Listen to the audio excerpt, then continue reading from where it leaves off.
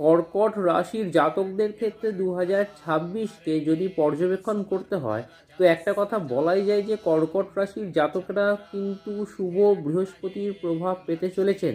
তাই কর্কট রাশির জাতকদের ওভারঅল 2026 কিন্তু বেশ শুভ।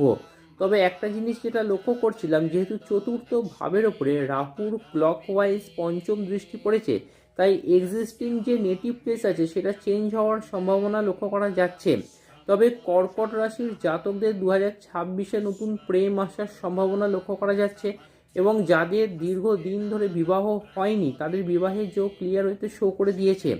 এবং কর্কট রাশির জাতক যারা ব্যবসার সাথে যুক্ত আছেন তাদের আয় ভাগ্য যথেষ্ট ভালো বলাই যায়, এবং যারা হায়ার স্টাডিজের সাথে যুক্ত আছেন তাদের পড়াশোনার ক্ষেত্রেও যথেষ্ট ভালো।